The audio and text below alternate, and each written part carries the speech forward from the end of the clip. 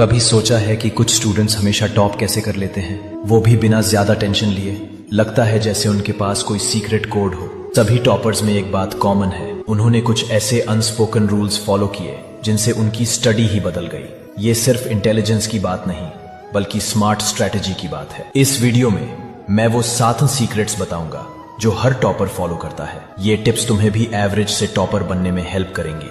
चलो शुरू करते हैं। The power of micro studying. ज्यादातर स्टूडेंट सोचते हैं कि टॉपर बनने के लिए 10-12 घंटे पढ़ना पड़ता है, पर एक टॉपर जानता है कि फोकस जरूरी है, टाइम नहीं।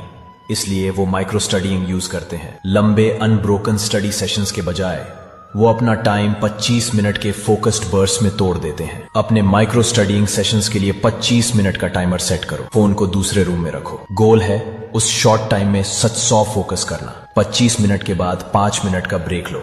ये सिंपल रूटीन तुम्हारे दिमाग को फ्रेश रखेगी और तुम डिस्ट्रैक्ट होकर 4 घंटे पढ़ने से ज्यादा एब्जॉर्ब कर पाओगे। The one source principle. Imagine करो एक बिल्डर जो 10 अलग अलग कंपनियों के टूल्स से घर बनाने की कोशिश कर रहा है। वो टूल्स को समझने में ही आधा टाइम वेस्ट कर देगा। पढ़ाई भी ऐसी ही है। टॉपर्स एक बुक से दूसरी बुक या एक यूट्यूब चैनल से दूसरे पर नहीं कूदते। वो एक मेन रिसोर्स चुनते हैं, जैसे एनसीईआरटी, एक स्पेसिफिक टीचर या एक कोर्स, और उसी पर टिके रहते हैं। इससे कंफ्यूजन खत्म हो जाती है और नॉलेज का एक स्ट्रॉन्ग फाउंडेशन बनता है। इस प्रिंसिपल को फॉलो करने के लिए तुम अपने रिसोर्सेज को क्लासिफाई करो। जैसे मैथ्स के लिए मैं एनसीईआरटी और एक ऑनलाइन टीचर को फॉलो करूंगा। साइंस के लिए मैं सिर्फ अपनी स्कूल टेक्स्ट बुक पढ़ूंगा।